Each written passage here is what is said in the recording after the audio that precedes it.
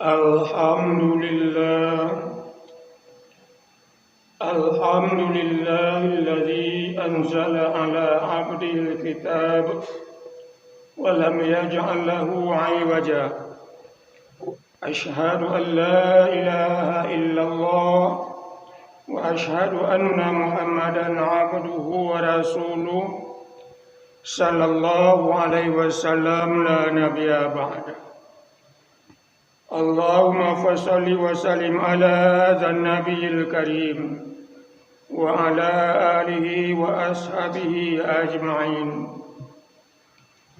أوصيكم وإياي بتقوى الله فقد فاز المتقون يا أيها الذين آمنوا اتقوا الله حق تقاته ولا تموتن إلا وأنتم مسلمون فقال الله تعالى في القرآن العظيم أعوذ بالله من الشيطان الرجيم بسم الله الرحمن الرحيم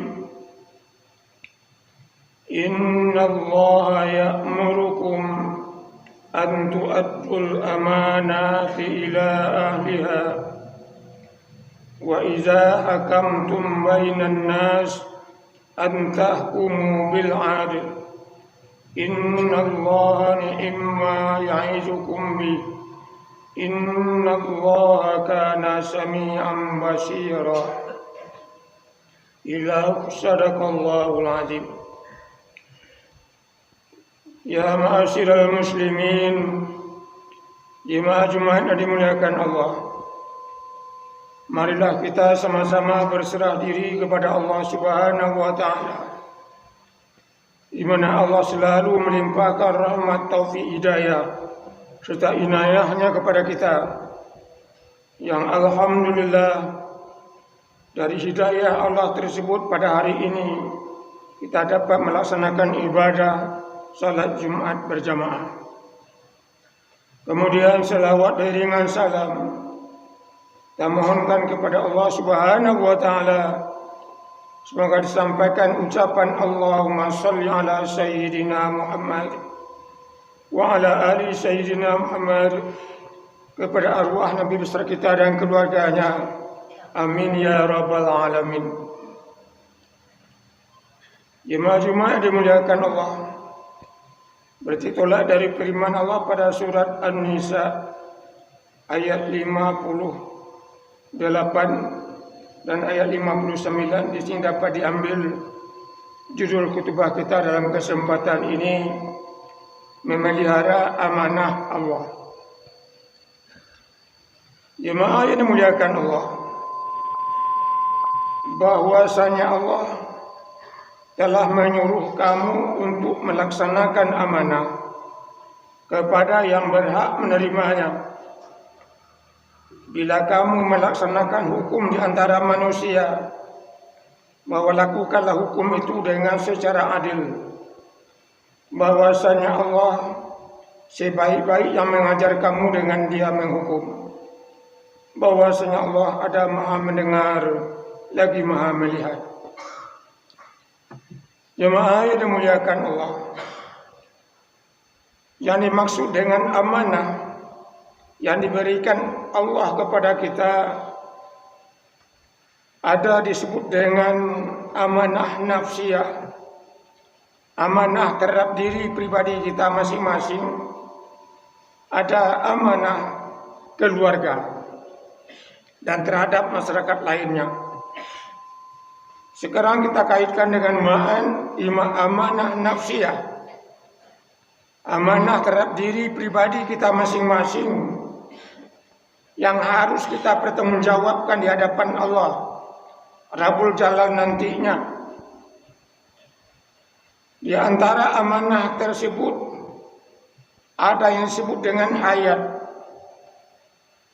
ada yang disebut dengan ilmu, ada yang disebut dengan kudrat, ada yang disebut dengan iradat, ada yang disebut dengan kalam, ada yang disebut dengan sami' dan lain sebagainya.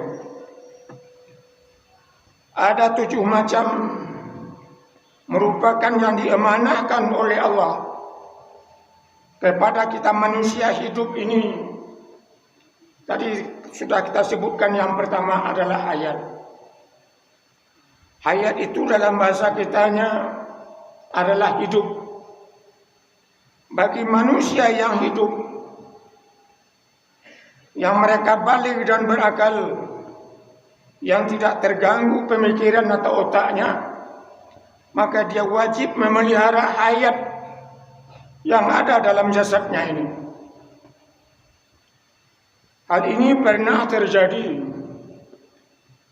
di Arab Saudi di masa zaman tabi'in.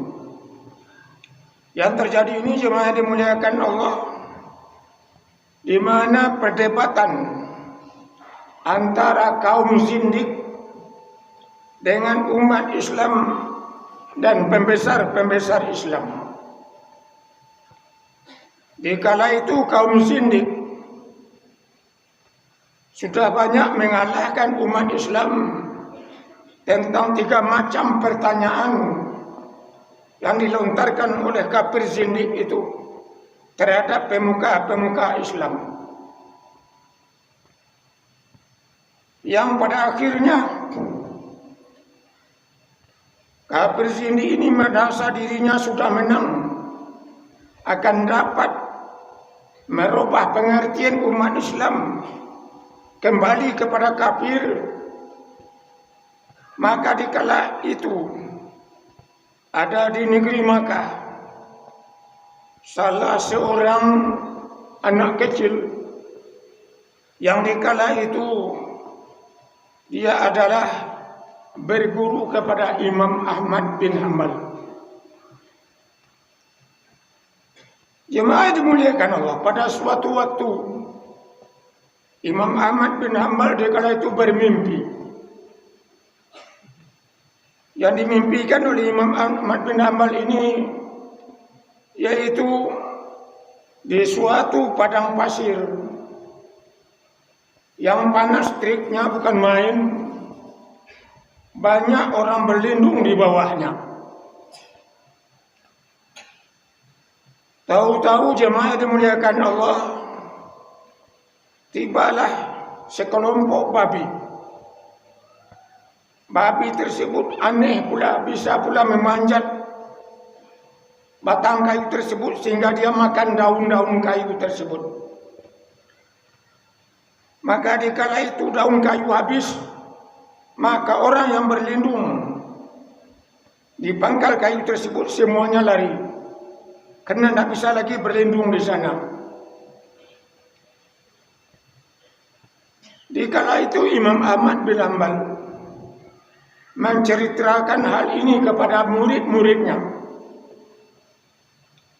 Wahai murid-muridku,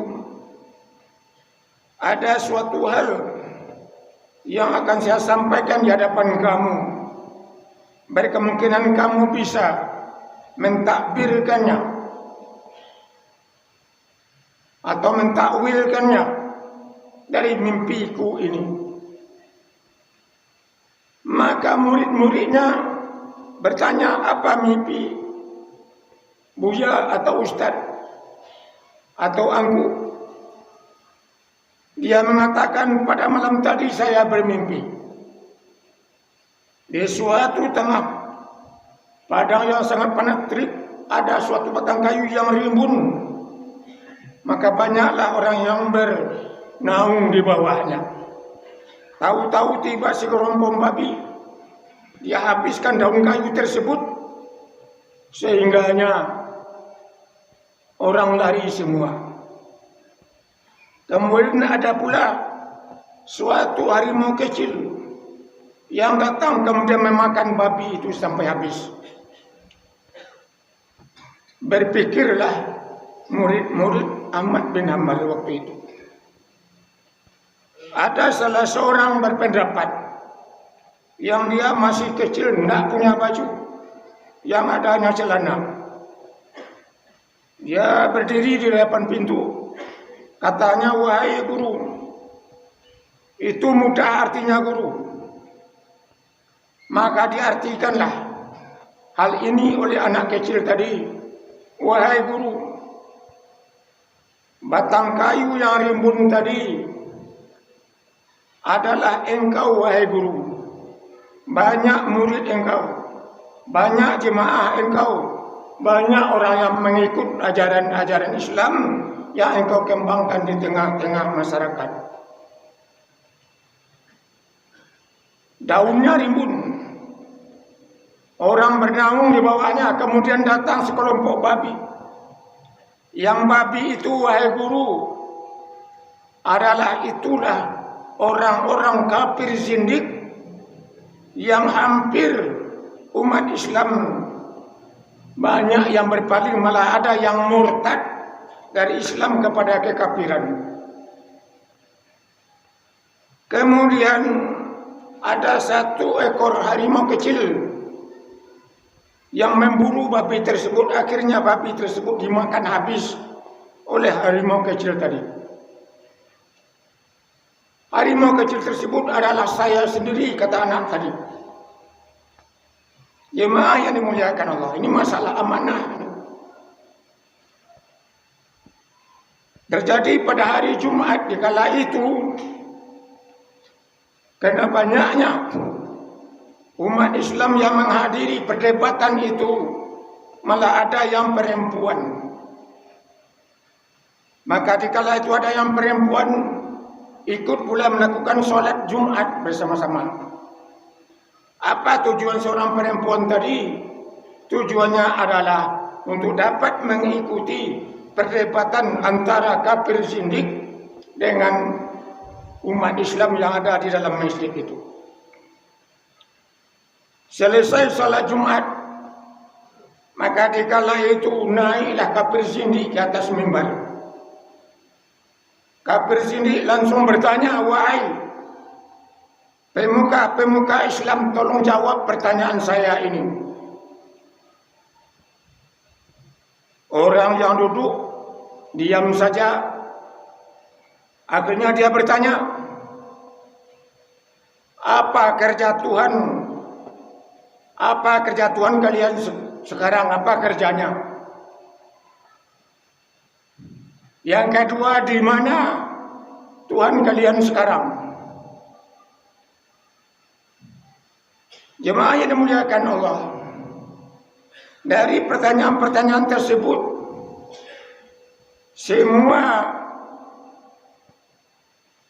kalau istilah sekarang, buya-buya, ustaz-ustaz tidak bisa yang menjawab. Maka datanglah anak kecil yang membawa terompa. Terompa dipegang di tangan kiri, kain basahan dipegang di tangan kanan. Maju ke muka dekat mimbar. Anak kecil tadi bertanya, wahai kafir zindik, coba kamu ulang pertanyaan kamu kembali. Akhirnya di sana terjadi perdebatan.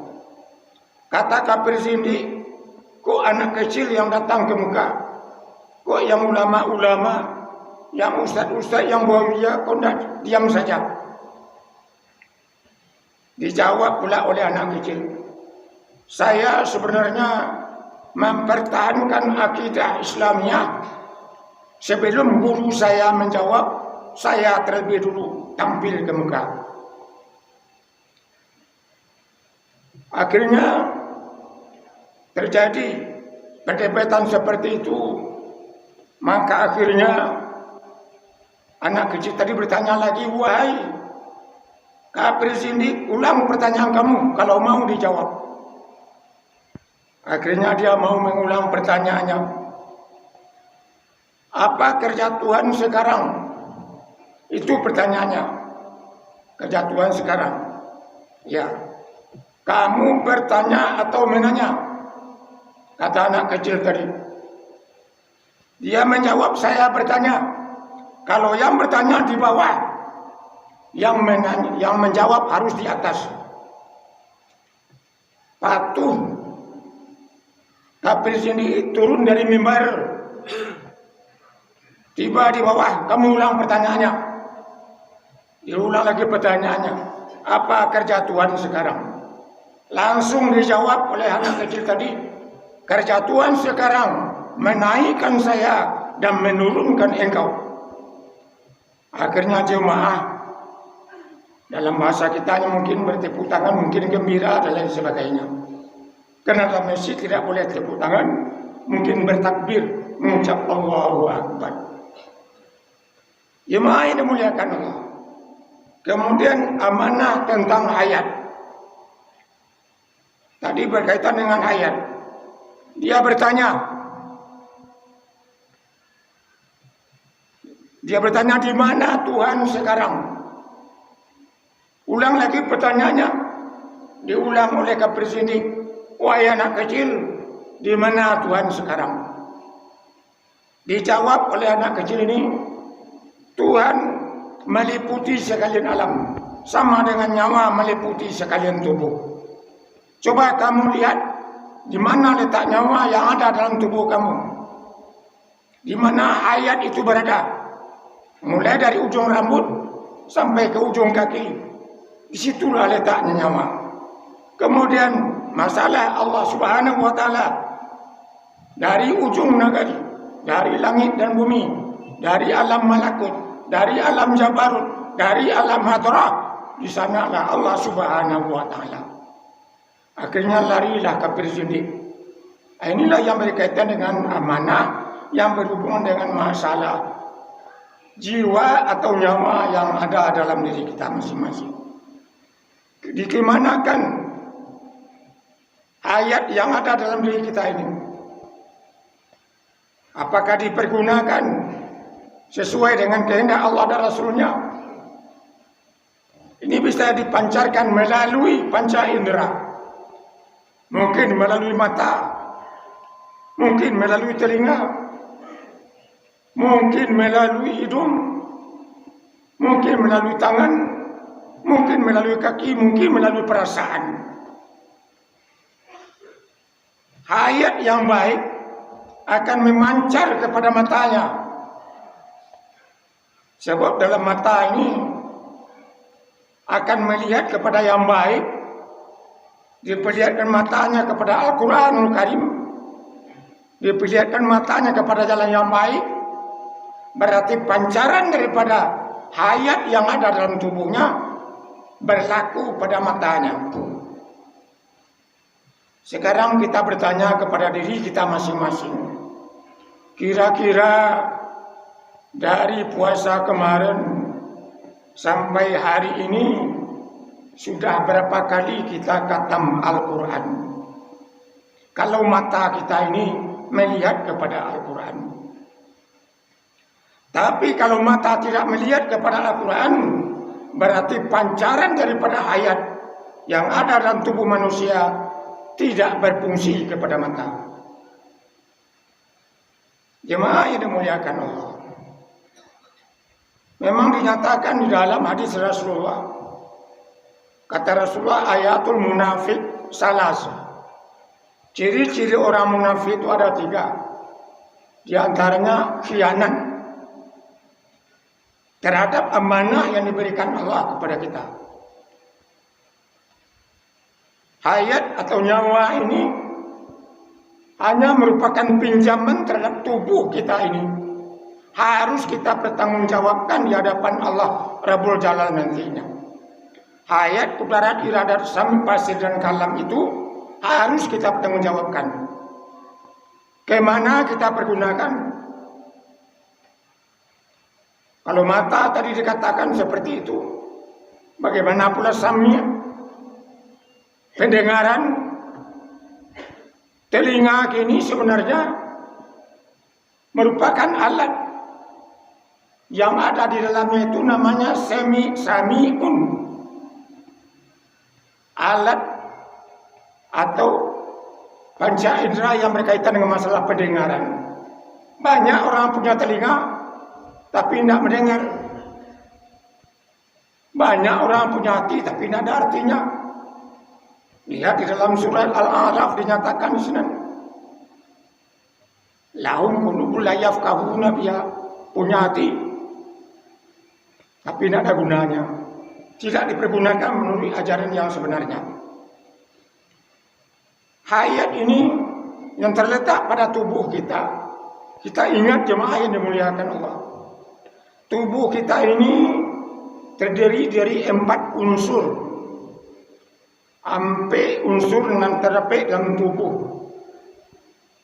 Yang pertama disebut dengan air, tanah, angin, dan api. Nah, sampai unsur kok sangat berperan dalam tubuh manusia hidup. Tapi kalau dia sudah mati, tidak ada gunanya lagi. Kita lihat saja sekarang.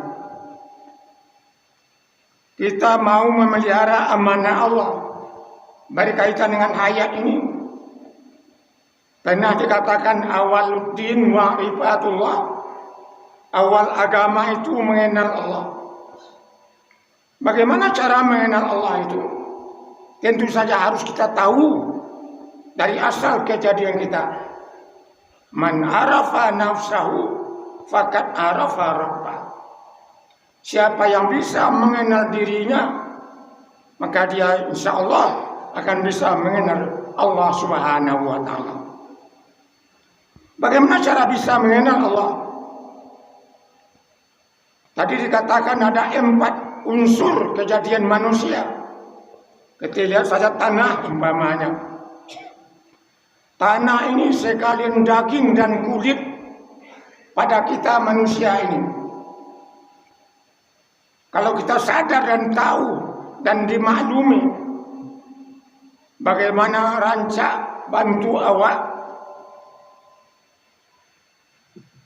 bagaimana badan awak kapuk umpamanya, ingat itu tanah akan kembali kepada tanah. Tidak sulit mengenal itu. Dipegang kulit kita. Mungkin kalau yang kita sudah umur lebih 60 ke atas, itu kulit kita sudah mulai kendur. Daginglah mulai berkurang. Ingat kita bahwa itu tanah akan kembali kepada tanah. Apa nama kalimatnya daging kulit itu? Nama kalimat adalah hakimun. Apa mana hakimun? Kokoh artinya. Walaupun kita punya tulang, walaupun kita punya urat, kalau hakimun tidak ada, atau daging dan kulit tidak ada, mustahil untuk hidup. Itu nama kalimatnya hakimun. Kokoh, kuat, kekuatan. Ingat kita, bagaimana cara mengenal Allah? Ingat kulit kita, ingat daging kita. Apalagi kita sudah berumur lebih sekian, kira-kira berapa lagi tinggal untuk menghirup udara di atas dunia ini, akan kembali ke alam barzakh. Yang kedua, asal kejadian manusia angin. Angin ini sekalian tulang belulang pada tubuh manusia. Nama kalimatnya kawiyun. Kekuatan mananya. Kalaulah tulang belulang tidak ada lagi, walaupun daging dan kulit masih utuh, maka dia tidak bisa bergerak.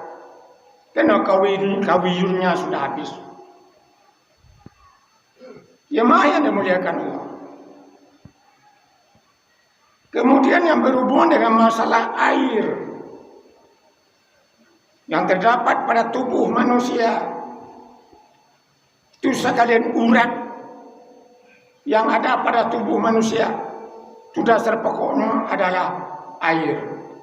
Itu boleh dicoba, boleh diuji. Bagaimana mengujinya? Kalau tidak percaya, putus rudi kakinya, darah yang keluar atau air. Jelas yang keluar air putih. Jemaah yang dimuliakan Allah. Yang keempat, asal kejadian manusia ini api.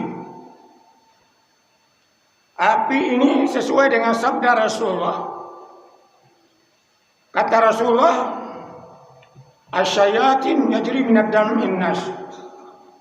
setan itu bisa masuk ke dalam tubuh manusia melalui darah.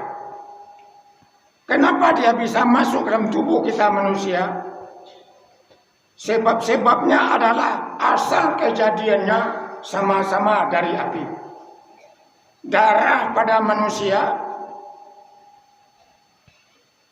kemudian setan itu atau iblis itu dasarnya dari api. Maka Rasulullah pernah mengatakan seperti itu karena keduanya asalnya satu. Dalam bahasa awalnya antara api, antara darah dengan setan dengan iblis, mereka bersaudara. Oleh karena itu sering-seringlah membaca kalimat A'udzu billahi minasyaitonir rajim. Sering-sering kita membaca, karena setiap jalur darah yang ada dalam tubuh manusia bisa dijalani oleh iblis tadi. Jemaah yang dimuliakan Allah, apa kalimat daripada darah tadi? Nama kalimatnya adalah azimun. Apa arti azimun itu? Yang menerangi sekalian rongga dan menyinari sekalian alam. Buktinya, kalau darah itu sudah tidak ada lagi, mata manusia tidak akan melihat, telinga manusia tidak akan mendengar, mulut manusia tidak akan berkata. Mudah-mudahan jemaah yang dimuliakan Allah, man arafa nafsahu fakat arafa rabbah. Ingat kita, karena asalnya dari api, api ini bisa dipadamkan dengan air. Bila amarah tumbuh, maka padamkanlah dengan air. Bersegeralah untuk berwudu bila amarah tumbuh. Bila sudah berwudu, tidak juga padam amarah tadi, mandi. Itu dianjurkan oleh Rasulullah seperti itu. Mandi sampai dingin sehingga darah kita menjadi dingin dan panas. Ini buktinya bahwa darah itu berasal dari api. Bila terjadi perselisihan antara si A dengan si B, lihat telinganya merah, lihat matanya merah, tangan dan kakinya menggigil. Ini akibat daripada setan yang bergejolak di dalam dirinya. Mudah-mudahan jemaah yang dimuliakan Allah, hayat yang ada pada kita terpelihara dari yang diganggu atau digoda-goda oleh setan tadi.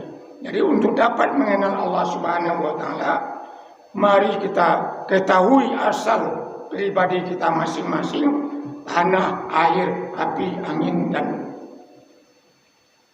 dengan demikian jemaah berbahagia dari asal itu kita dapat memahami sehingga hanya dalam firman Allah wal kaziminal ghaiz, menahan marah. Jadi marah ini harus ditahan, jangan sampai dipeturkan marah itu. Kalau marah dipeturkan, sangat besar hatinya si iblis tadi yang ada dalam tubuh kita manusia. Barakallahu li wa lakum fil Qur'anil azim wa nafani wa iyyakum bi ayati wa dzikril hakim wa taqabbal minni wa minkum tilawatahu innahu ghafurur rahim.